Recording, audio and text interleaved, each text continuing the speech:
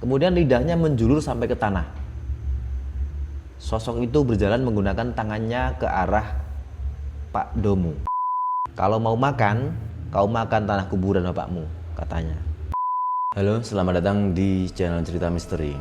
Bagi kalian penyuka cerita horor maupun cerita misteri, kalian bisa subscribe channel ini. Dan jika nantinya kalian suka, kalian bisa like atau share ke teman-teman kalian. Cerita ini datang dari pedalaman Kalimantan Barat. Berlatar belakang puluhan tahun yang lalu, hidup satu keluarga beranggotakan, kita sebut saja Pak Domu dan Ibu Timi. Mereka punya dua anak, yakni Gita dan Beni. Gita sudah menikah dengan Indra yang juga tinggal di rumah itu. Jadi di rumah itu tinggal Pak Domu, Bu Tumi, Beni, Gita, dan Indra. Mereka tinggal di rumah betang, di tengah hutan dan di kaki bukit. Rumah betang merupakan rumah adat suku Dayak yang berbentuk panggung dan cukup panjang. Rumah mereka jauh dari kota. Untuk ke jalan raya saja mereka harus menempuh jalan kaki hingga 3 jam. Karena hal inilah, Pak Domu dan beberapa orang lainnya memutuskan untuk pindah ke daerah yang lebih dekat dengan jalan raya. Sebelum pindah, mereka ini membuka lahan baru dan membangun desa baru yang lebih dekat. Di daerah tersebut juga terkenal angker. Dan salah satu sosok hantu yang dipercaya adalah hantu Puga. Hantu ini digambarkan sebagai sosok setengah manusia dan setengah hewan. Namun hantu ini tidak bisa menyentuh manusia secara fisik atau secara langsung. Tapi siapa saja yang bertemu dengan hantu ini akan diserap energinya, sehingga bisa menimbulkan efek sakit atau demam. Tidak akan merasa lapar dan juga merasa ngantuk berat hingga ketiduran dan tidak akan bisa bangun lagi.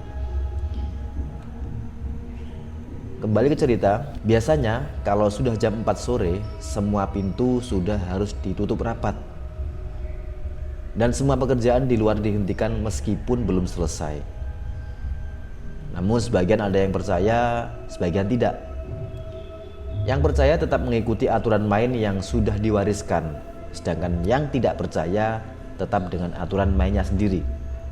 Salah satu orang yang tidak percaya adalah Pak Domu. Ia tidak peduli dengan cerita itu, karena dia tidak pernah bertemu dengan hantu Puga ini. Menurut Pak Domu, itu hanya mitos untuk nakutin anak-anak saja. Jadinya dia tidak mewariskan ketakutannya terhadap makhluk ini kepada anak-anaknya. Lanjut, Pak Domu sekeluarga ini tadi kan berencana untuk pindah ke desa yang lebih dekat dengan jalan raya. Nah, untuk membangun rumah baru di desa yang lebih dekat ini, Pak Domu mengajak Beni dan menantunya, yakni Indra. Setiap hari mereka jalan dari bukit ke desa baru untuk menambah sedikit demi sedikit bahan bangunan untuk rumah baru mereka. Hingga pada suatu hari kejadian aneh pun terjadi. Mereka seperti biasa berangkat ke desa baru di pagi hari dengan membawa bekal makanan supaya tidak bolak-balik ke rumah panjang. Pada hari itu, mereka mengerjakan bagian atap rumah yang terbuat dari daun sagu yang dianyam. Sampai di lokasi, Pak Domu langsung naik ke bangunan paling atas untuk pasang atap. Sedangkan Beni dan Indra duduk di bawah, sambil ngitungin daun sagunya cukup atau tidak. Tak lama kemudian, Pak Domu bilang ke Beni, "Kayaknya atap tetap tidak selesai hari ini ya." "Iya Pak, daun sagunya aja belum semuanya dianyam," jawab Beni. Nah, agar kerjanya lebih efisien, Beni dan Indra pun bagi tugas di bawah. Beni yang bagian nganyam daun, sedangkan Indra yang ngumpulin daun sagu yang sudah dianyam, kemudian dilempar ke atas untuk Pak Domu pasang. Hingga sore harinya pekerjaan mereka masih banyak. Pak Domu masih di atas dan bahkan belum ada makan siang. Beni dan Indra memutuskan untuk istirahat sejenak. Mereka mengajak Pak Domu untuk istirahat.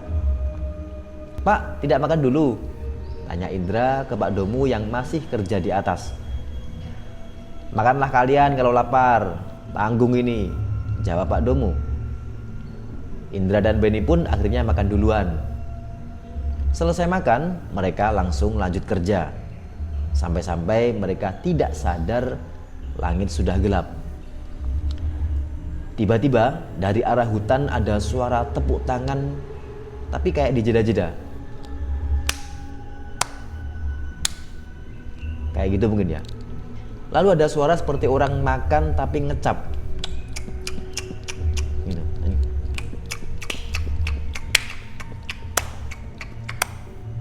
Aneh ya?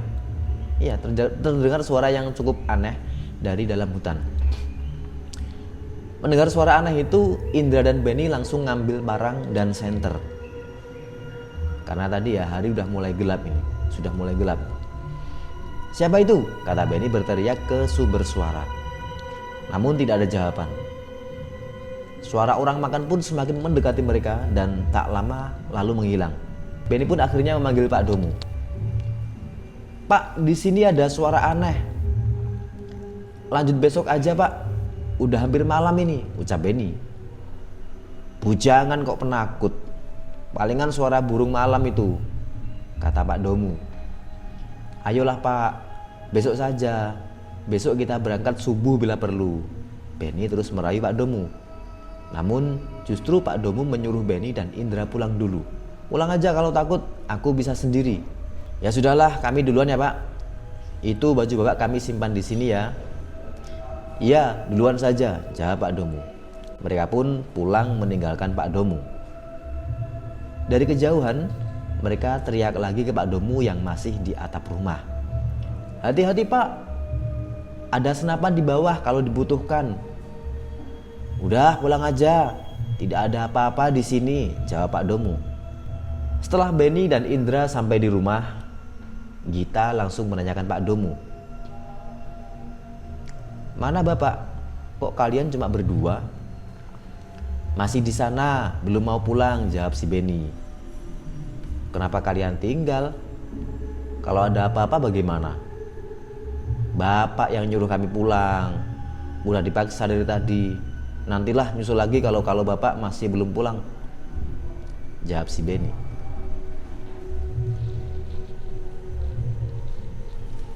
Mereka pun masuk ke dalam rumah, mandi dan kemudian beristirahat.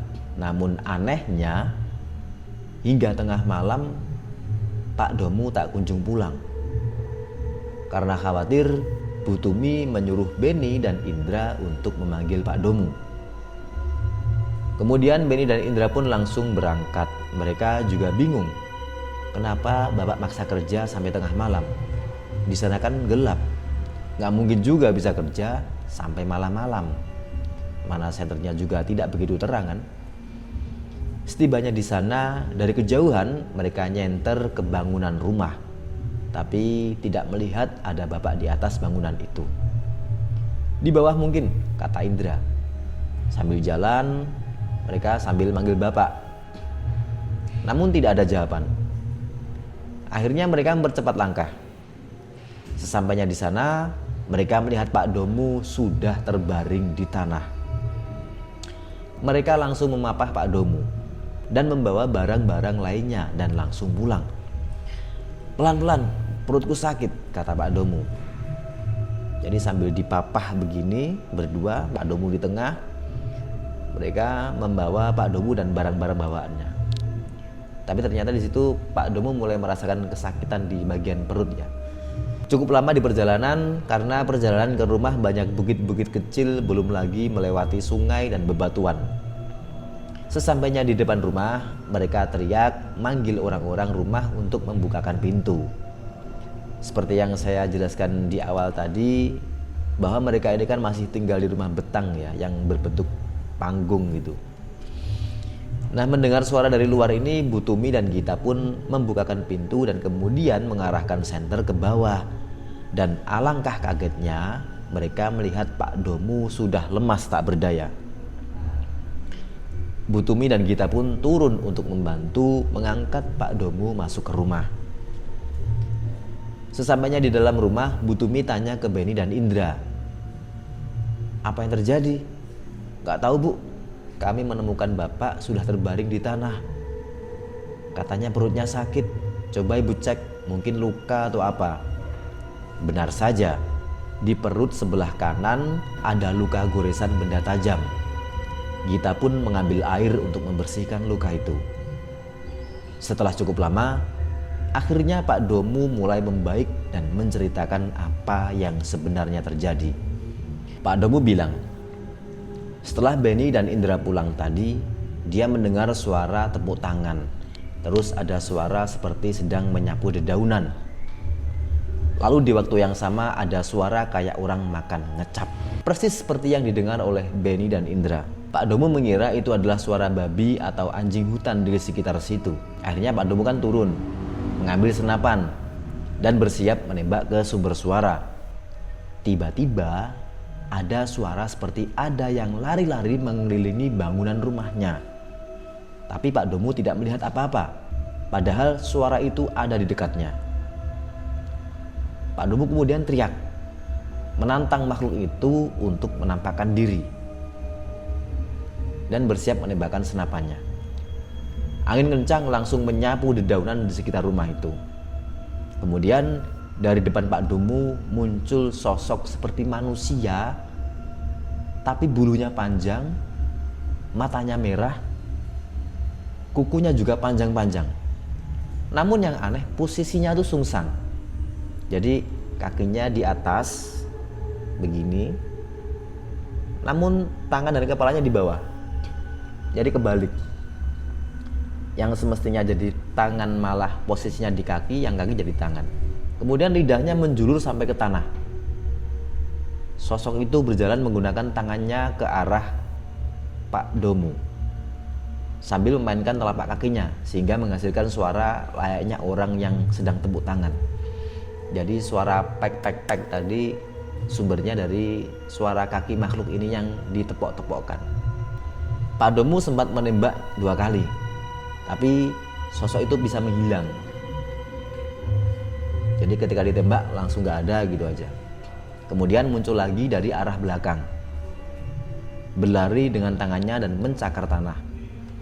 Pak Domu mengeluarkan parang yang diikatkan di pinggangnya. Tapi makhluk itu langsung pindah posisi dan tiba-tiba sudah ada di samping Pak Domu. Pak Domu pun kaget, dan tak sengaja mata pisau melukai perutnya. Darah dari perutnya pun mengalir ke tanah dan langsung dijilat habis oleh sosok itu. Setelah itu Pak Domu terduduk lemas, akhirnya terbaring di tanah. Bisa diketahui, jadi sumber luka dari perut Pak Domu berasal dari bilah parangnya sendiri.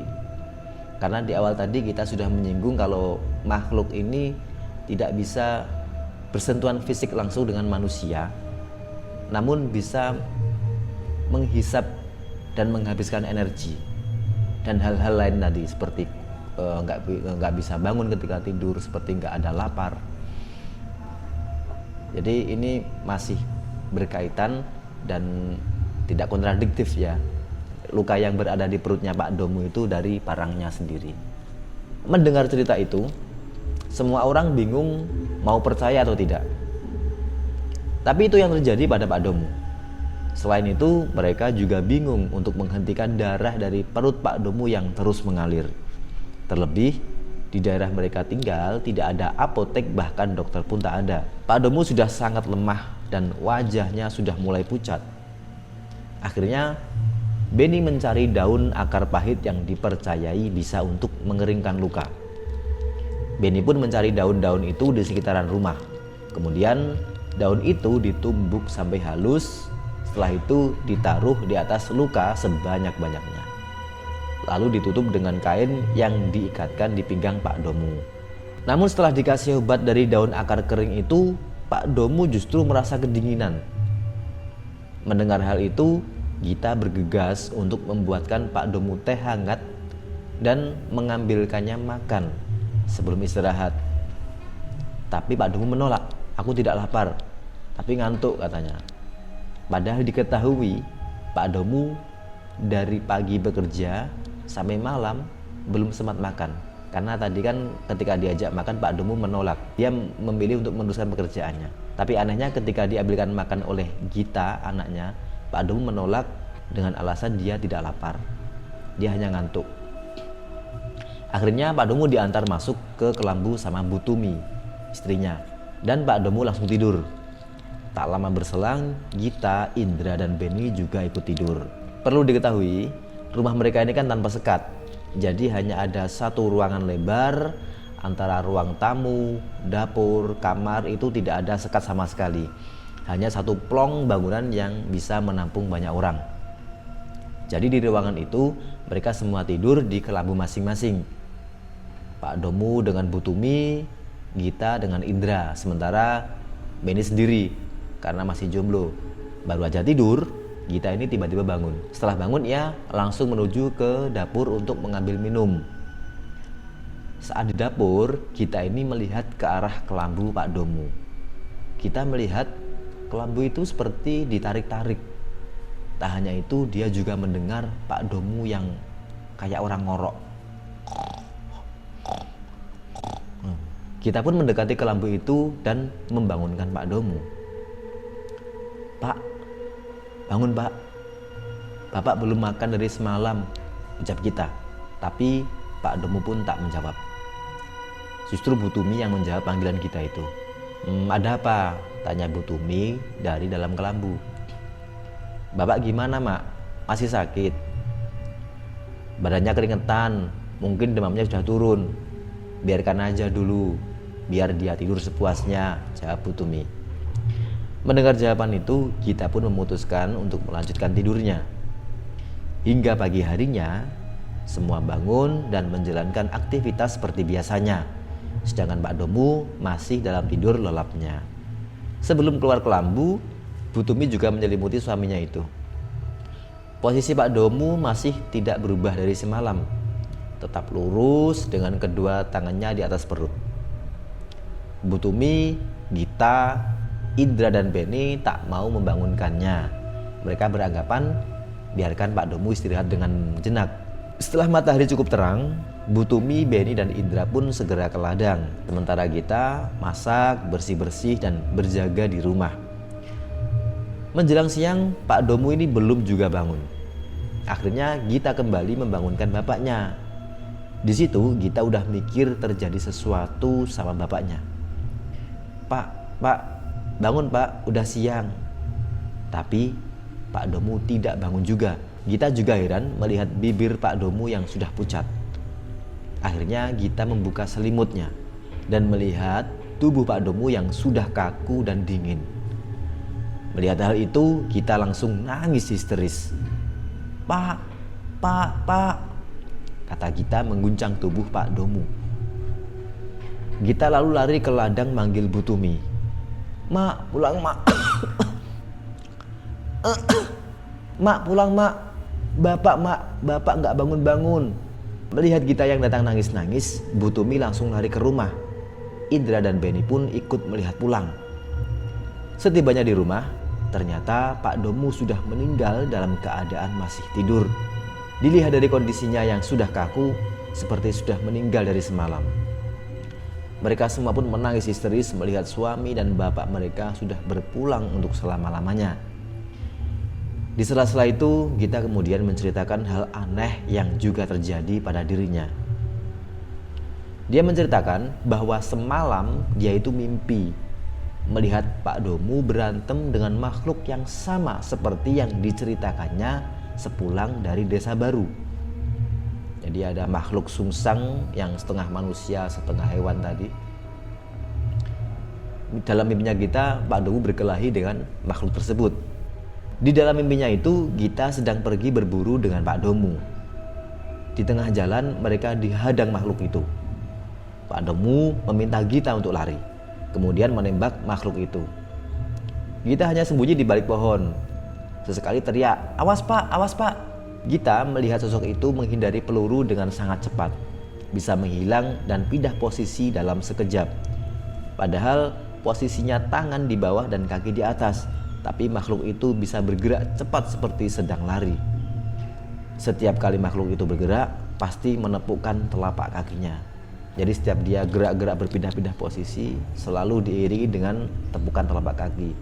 Pak Domu sudah terlihat kewalahan mengarahkan senapannya ke makhluk itu, hingga akhirnya tersungkur ke tanah. Padahal tidak disentuh langsung oleh makhluk itu. Pak Domu lalu terseret masuk lebih jauh ke dalam hutan. Gita pun keluar dari persembunyiannya dan mengambil senapan Pak Domu yang tergeletak di tanah, mengarahkan senapan itu ke dalam hutan yang gelap. "Lepaskan bapakku!" teriaknya. Setelah teriak-teriak itu, Gita kemudian bangun dan menuju dapur untuk mengambil air minum tadi. Jadi ini kejadiannya pas sebelum dia bangun mengambil air tidur di dapur tadi. Mendengar ceritanya Gita, Ibu Tumi langsung menyalahkan Gita. Menurut Bu Tumi, seandainya Gita mau cerita, mungkin Pak Domu masih bisa ditolong. Karena Bu Tumi beranggapan Pak Domu itu mimpi tapi tidak bisa dibangunkan. Jadi di dalam waktu yang sama ketika Gita mimpi, menurut Bu Tumi, Pak Domu ini juga mimpi. Dalam mimpinya itu Pak Domu berkelahi dengan makhluk tadi hingga akhirnya rohnya tidak dapat kembali sehingga Pak Domu meninggal. Gita pun menyangkal Bu Tumi. "Mana aku tahu, Mak. Aku juga tidak dibangunin, aku lu bangun sendiri. Tadi aku bangun, Bapak masih tidur. Malahan ngorok," ucap Gita namun sambil menangis histeris. Bu Tumi pun terus menyalahkan Gita. "Itu bukan ngorok, bodoh. Dia sedang mimpi. Harusnya kau bangunin," ucapnya dengan marah dan sambil menyeret Gita keluar rumah. Gita pun hampir dilempar keluar sama Bu Tumi. Dia juga tidak diperbolehkan ikut membantu mempersiapkan semua yang berhubungan dengan Pak Domu, termasuk proses pemakaman. Tidak boleh juga dekat-dekat dengan jasad bapaknya itu. Sampai pada hari pemakaman, Gita dilarang melakukan apa-apa. Bahkan Bu Tumi ini bilang begini, "Kalau mau makan, kau makan tanah kuburan bapakmu," katanya. Dan kematian Pak Domu ini menyisakan permusuhan antara Bu Tumi dan Gita. Setelah kematian ayahnya itu, Gita dan Indra memutuskan untuk pergi merantau dari rumah itu. Jadi seperti itu cerita dari pedalaman Kalimantan yang sungguh tragis yang diceritakan langsung oleh cucunya Pak Domu, di mana dia adalah anaknya dari Gita dan Indra. Kita bisa menarik kesimpulan, bisa menarik sebuah pelajaran bahwa kita boleh skeptis, kita boleh tidak percaya sesuatu, namun jangan sampai menantang. Atau mungkin begini, kita nggak usah terlalu percaya sesuatu sampai menjadi seseorang yang tahayul dan menjadi seseorang yang halu, tapi juga jangan terlalu skeptis sehingga kita sampai menantang-nantang sesuatu yang sebenarnya eksis. Namun di sisi lain, berhubung ini tidak ada saksi mata atau saksi lain kecuali Pak Domu sendiri, karena cerita ini berdasarkan penuturan Pak Domu, bisa jadi karena Pak Domu dari siang, dari pagi, bahkan dari malamnya belum makan, bekerja sampai hari gelap lagi, bisa jadi beliau berhalusinasi dan kemudian terjatuh, perutnya terluka, yang kemudian mempunyai kesimpulan seperti ada makhluk-makhluk yang sedang menyerangnya. Meskipun diperkuat juga bahwa Gita juga memimpikan makhluk yang sama seperti yang diceritakan oleh Pak Domu. Bagaimanapun kebenarannya, seharusnya kita selalu menjadi pribadi yang baik dimanapun berada. Yang penting tetap waspada dan jangan bosan menjadi orang baik. Wassalam.